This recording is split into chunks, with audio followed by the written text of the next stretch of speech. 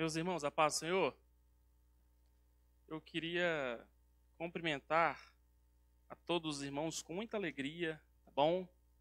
Do fundo do meu coração, feliz por Deus estar nos dando mais uma oportunidade de estarmos aqui nessa noite. Eu queria ler um texto da Bíblia com os irmãos, Salmo de número 23, né? Deus abençoe o pastor Wendel, Deus abençoe os irmãos, os obreiros, enfim, Deus abençoe a todos os irmãos, as lideranças de adolescentes, de crianças. Deus vos abençoe. Salmos de número 23, irmãos. Sem sombra de dúvidas, é o salmo, juntamente com o salmo de número 91, mais famosos que existem, não é? Salmo de número 23. Nós vamos ler, mas eu estou certo de que, no mínimo, quase 90% da igreja conhece o salmo de cor. Quantos conhecem o salmo 23 de cor? Tá vendo? Diz assim: o Senhor é o meu pastor, nada me faltará. Deitar-me faz em verdes pastos, guia-me imensamente a águas tranquilas. Refrigera minha alma, guia-me pelas veredas da justiça, por amor do seu nome. Ainda que eu andasse pelo vale da sombra da morte, não temeria mal algum, porque tu estás comigo.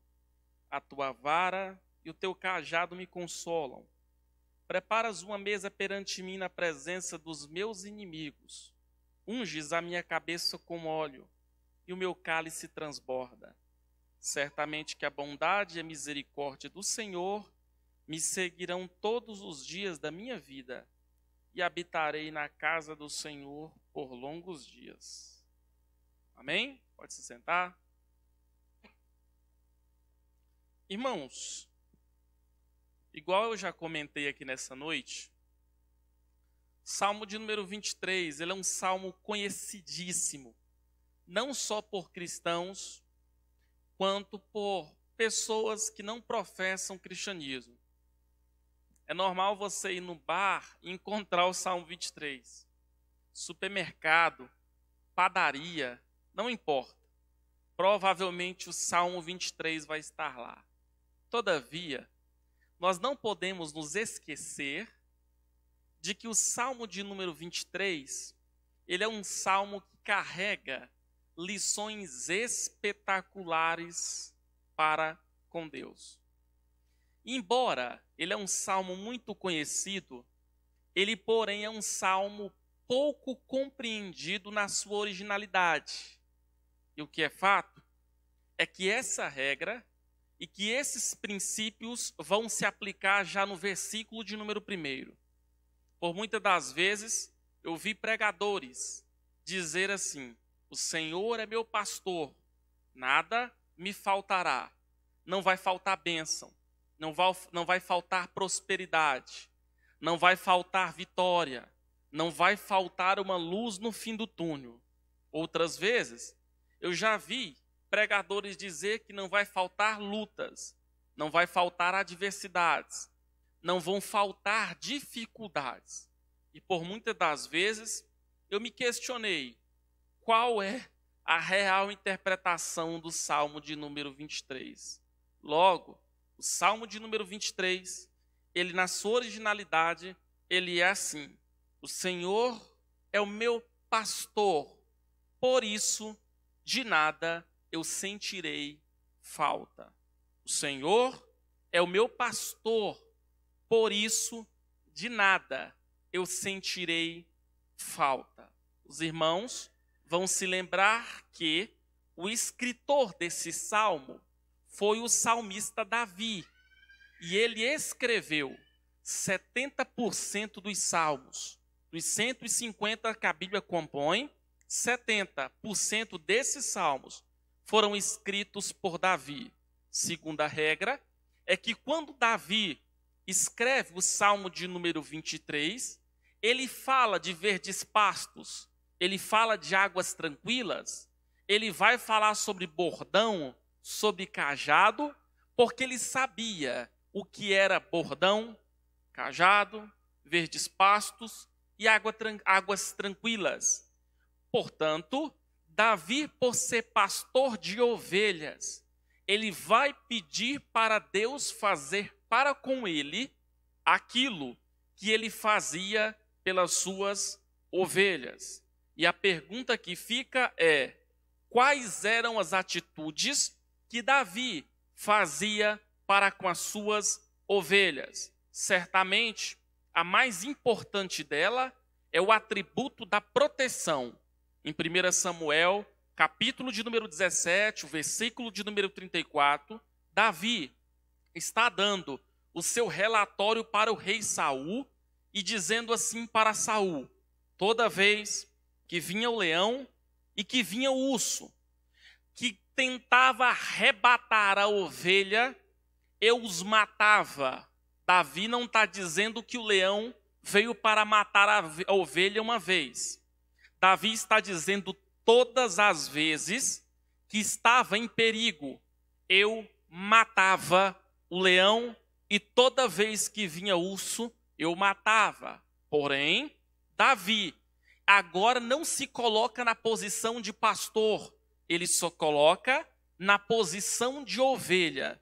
E ele, quando ele pede e quando ele afirma que a partir de então ele é ovelha e Jesus é o seu pastor, ele vai pedir para Deus fazer para com ele o que ele fazia para com a sua ovelha. E aquilo que ele fazia era proteger. E aqui tem algo que nós não podemos nos esquecer. Quando a Bíblia diz no Salmo de número 121, diz que eu elevo os olhos para os montes. E a pergunta é: de onde me virá o socorro? Ele responde dizendo que o seu socorro vem do Senhor que fez os céus e fez a terra. Irmãos, para quem tem Deus em quem confiar, para quem tem Deus para depositar a sua fé, para quem tem Deus para entregar a sua esperança, deve acreditar que a provisão da sua casa, quem não garante não é o vale-refeição da empresa. Deve acreditar que a segurança da sua casa, quem está garantindo não é a Secretaria de Segurança Pública do Estado de Goiás. Deve acreditar que a saúde da sua casa, quem guarda, não é o plano de saúde que é descontado da empresa todo mês, mas a segurança, a saúde e a proteção é aguardado e é consequentemente aprovado por Deus que é todo-poderoso. Porque nós somos ovelha, Ele sabe que nós depositamos a fé nele, e enquanto nossa fé estiver firmada e pautada no Deus que fez os céus e a terra, nós vamos fraquejar sim, mas nós não vamos cair. É normal, vez ou outra, nossa fé pender, mas nós não podemos nos esquecer. É Deus quem garante todas as coisas para o louvor e para a glória do seu santo nome. No verso de número 2, Davi continua dizendo assim: Senhor, deitar-me faz em verdes pastos, guia-me mansamente a águas tranquilas. Davi, por muitas das vezes, precisou fazer isso que eu vou falar para os irmãos. É normal ovelha se machucar, pois ovelha é um animal que não enxerga longe. Ovelha é um animal que enxerga só perto. E pelo fato de enxergar de perto, não via, consequentemente, o perigo que as rodeava de longe. Andando pelas suas próprias pernas, se carregava, andando pelas suas próprias pernas, se direcionava em locais de perigos. E se você observar, o verbo que está no verso 2, ele se coloca não como um agente ativo, mas o agente que recebe a ação. É ele quem vai pedir para o Senhor o pegar nos braços e carregá-lo até águas tranquilas. E não se esqueça do que eu vou lhe dizer. Tem problemas, irmãos, e refrigério que até nossos amigos podem proporcionar. Tem momentos bons que até o dinheiro pode proporcionar. Tem momentos alegres que até os nossos familiares podem nos proporcionar. Mas o único quem tem poder de pegar-nos nos braços e nos tirar de um deserto e colocar do lado de um ribeiro, ou colocar do lado de um oásis no meio do deserto, é Jesus Cristo, que é o sumo pastor. E é exatamente por Davi falar assim. Davi vai falar: Senhor, eu não sei, não estou caminhando com as minhas próprias pernas, porque toda vez que eu caminhei, eu fui parar ou perto do leão, ou perto do urso, ou quem queria tragar a minha fé. Não permita eu caminhar com as minhas próprias pernas, mas permita, Senhor, o Senhor me pegar pelos braços e me colocar no ribeiro que é o centro da tua vontade. Eu quero dizer algo para alguém aqui nessa noite. A vontade de Deus na Bíblia vai se resumir em 3. Primeira, vontade geral. 1 Timóteo 2,4 vai dizer que o desejo de Deus é que todos os homens se salvem e que cheguem ao pleno conhecimento da verdade. O desejo de Deus para com a civilização humana é salvar. Segundo, é vontade específica. É a vontade que Deus tem para a sua igreja e não tem para o mundo lá fora. Terceira, é a vontade restrita. É a vontade que Deus tem para mim e não tem para o pastor Wendel. É a vontade que Deus tem para o pastor Wendel e não tem para mim. E o nome dessa vontade restrita, ela vai se chamar missão. Ela vai se chamar vocação. E eu tenho uma palavra de Deus para alguém aqui nessa noite. Deus está tocando meu coração para falar para alguém que antes de você nascer no ventre da sua mãe, Deus já tinha selecionado as tuas cordas vocais para serem instrumentos a favor do reino dele. Escute bem o que eu vou lhe dizer. Não adianta tentar correr com as suas próprias pernas, porque a vez que Elias tentou fazer isso, Deus o achou dentro de uma caverna. E eu quero dizer para alguém aqui nessa noite: você não é escolhido por os homens, você não trabalha para a presidência dessa igreja, mas quem te chamou foi Jesus, Rei dos Reis e Senhor dos Senhores. Ele te deu um talento, e escute bem o que eu vou lhe dizer: ele vai atrás de você para o louvor e para a glória do nome dele, porque ele te escolheu, ele te selecionou, e assim diz o Senhor: enquanto você estiver na vontade dele, você sempre vai estar do lado de um ribeiro de águas tranquilas. Pode ter dificuldade, adversidade, mas ninguém segura um homem que está na direção do Deus que é todo poderoso. Senhor, me leva à tua vontade. No verso 3, Davi vai pedir para o Senhor refrigerar a sua alma. A gramática em hebraica tem uma outra interpretação.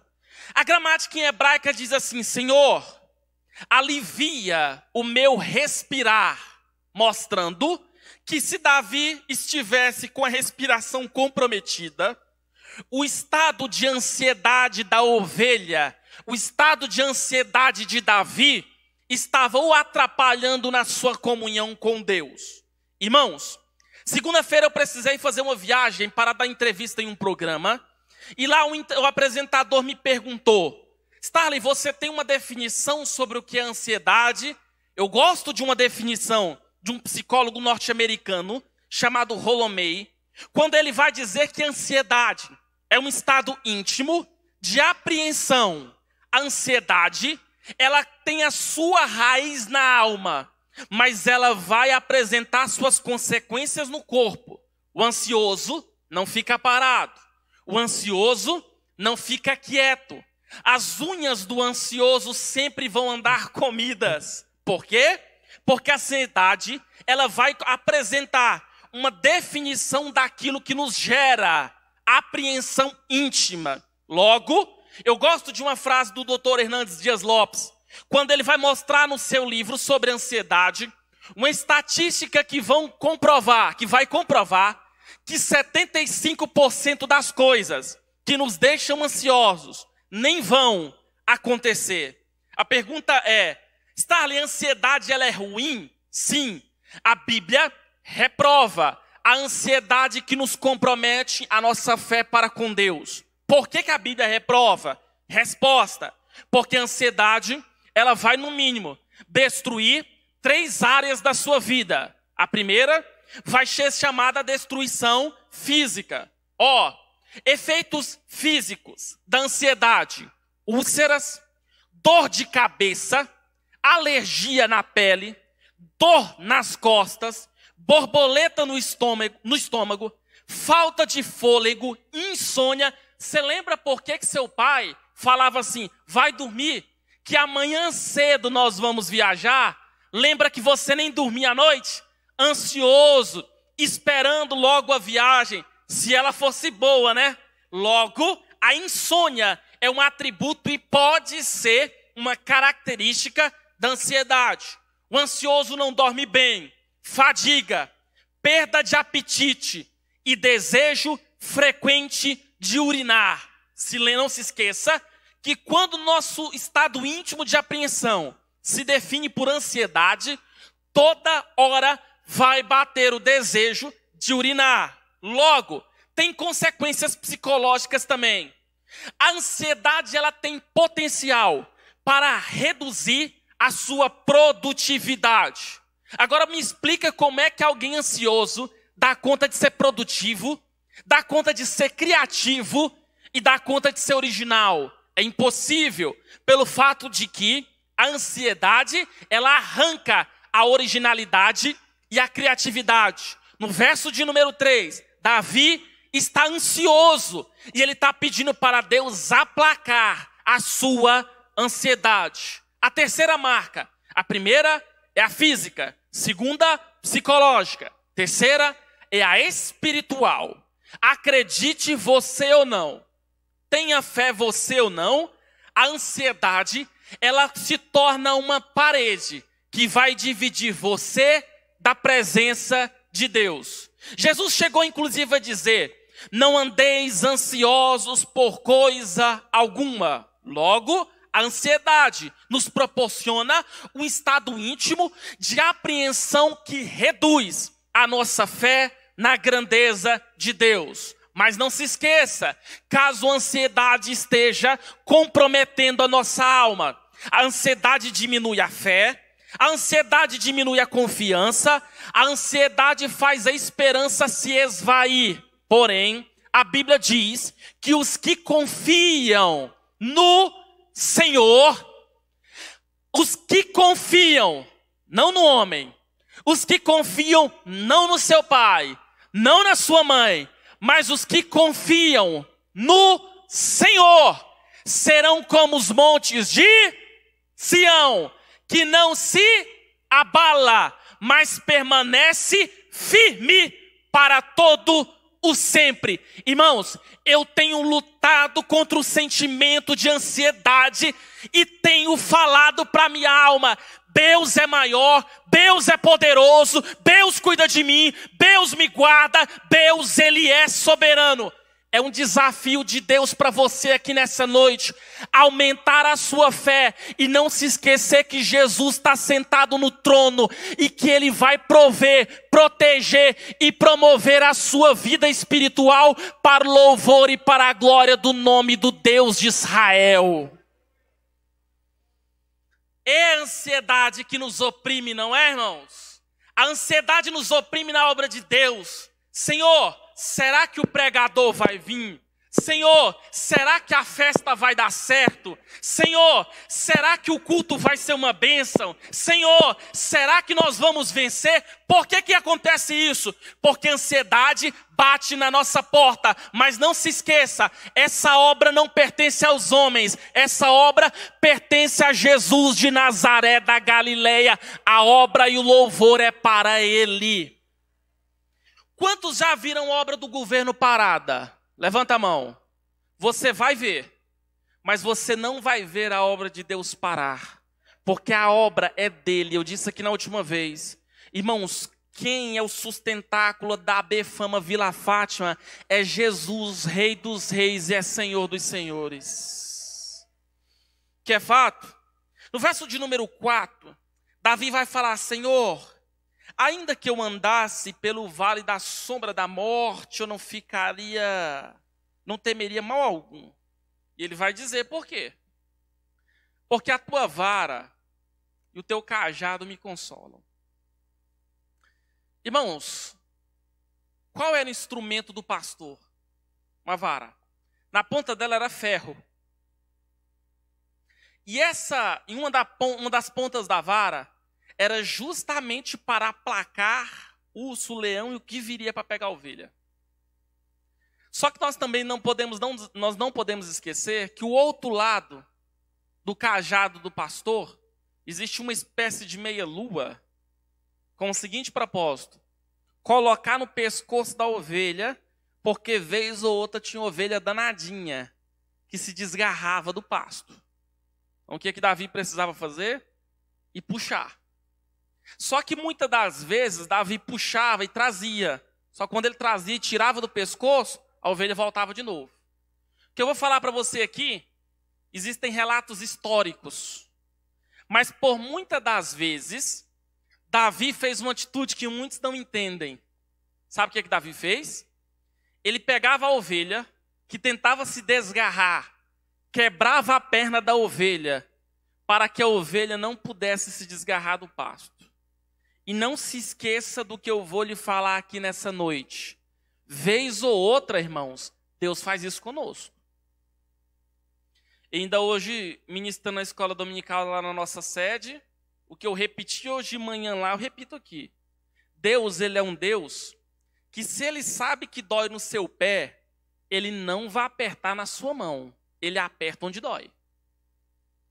Eu já vi Deus apertar cada camarada, e quando Deus apertar, começar um processo de clamor a Deus. E isso mostra que Deus tem o controle, Ele conhece as nossas fraquezas. Isso mostra o controle de que Deus sabe onde dói em você. E você sabe o que é que faz quando muitas das vezes nós começamos a nos desgarrar? Ele vai nos pegar e vai quebrar nossa perna. Eu fico imaginando os homens que ele quebrou a perna na Bíblia, que é Abraão. Abraão ouve de Deus uma promessa. Abraão, você vai ser pai. Abraão vê o seu filho Isaque nascer, e a Bíblia vai dizer que depois que Isaque nasce, sabe o que acontece, irmãos? Simples assim. Isaque começa a passar muito tempo com seu pai, e seu pai muito tempo com Isaque. E depois que Isaque nasce, a Bíblia não vai apresentar mais nenhum versículo mostrando que que Abraão estava apresentando um sacrifício para com Deus, igual ele fazia antes de Isaque nascer. Deus está percebendo que Abraão se empolgou tanto com a promessa dele, que a partir de agora ele se esqueceu do Deus da promessa e se apegou na promessa de Deus. E toda vez que nós nos apegamos à promessa de Deus e esquece o Deus das promessas, o que ele faz? Ele vai quebrar a perna. Aí sabe como é que Deus quebra a perna? Gênesis 22. Abraão, dai-me o teu filho, o teu único filho. Só que só tinha um problema, irmãos. Abraão tinha dois. Ismael e Isaque. Mas por que Deus queria Isaque? É o próprio Deus quem vai dizer no verso 1. Dai-me o teu filho a quem tu amas. A partir de agora, irmãos, se Abraão não estava levantando mais altar ao Senhor para apresentar carneiro, bezerro, Deus agora vai provar Abraão. E vai dizer assim: ovelha, sua perna vai ser quebrada. E se eu te falar que teu filho será o sacrifício? Sabe o que Deus estava ensinando para Abraão, irmãos? Que ele não cumpre uma promessa ao ponto de nós não termos potencial para devolver a promessa para ele. Ele não nos dá uma bênção se nós não estivermos com o coração nele para devolver a bênção de volta. Aí sabe o que acontece? Se ele perceber que nós estamos passando mais tempo com a promessa de Deus do que com o Deus da promessa, ele vai quebrar a perna, como de fato ele quebrou a perna de Abraão. E é por isso que, vez ou outra, nós vimos alguns homens contando, né? Passei por dificuldade, passei por luta, passei por isso. Por quê? Muitas das vezes é o próprio pastor quebrando a perna da ovelha.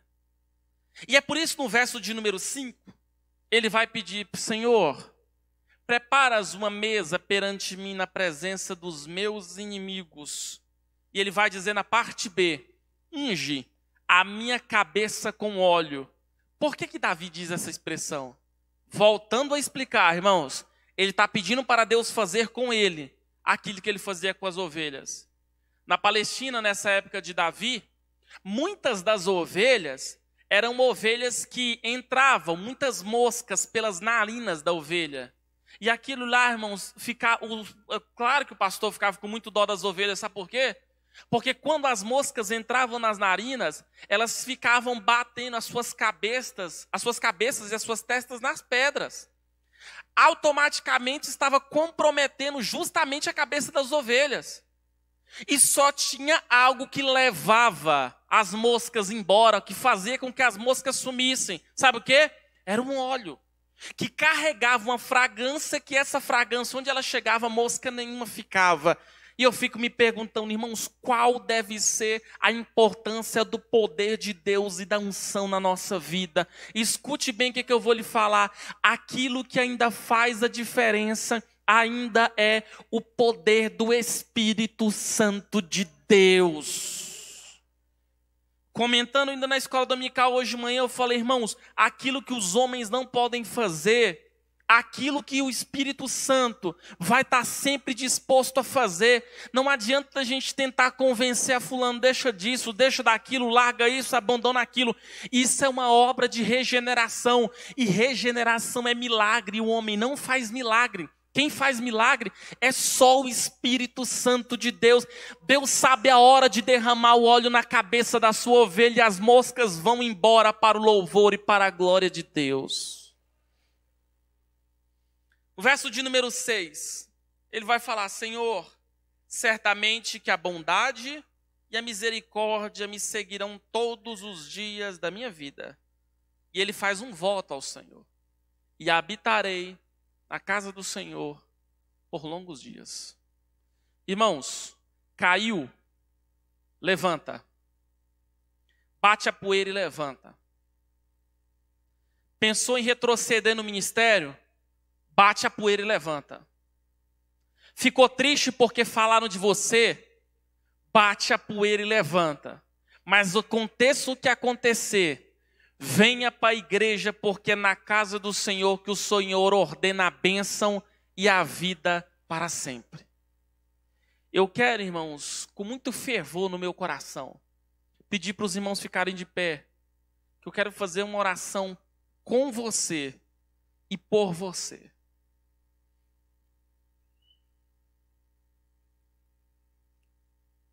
O Senhor é o seu pastor. Ele é o guarda de Israel. É Ele quem protege a sua casa. Lembra daquele acidente de morte? Sabe por que tu morreu? Tu não morreu? Não foi por causa das tuas habilidades no trânsito, não. É porque a Bíblia diz que Deus acampa os seus anjos ao redor daqueles que temem e guardam o nome do Senhor. Sabe por que as coisas ficaram difíceis, mas de fome você não morreu? Porque Deus proveu na sua casa e na casa da sua família.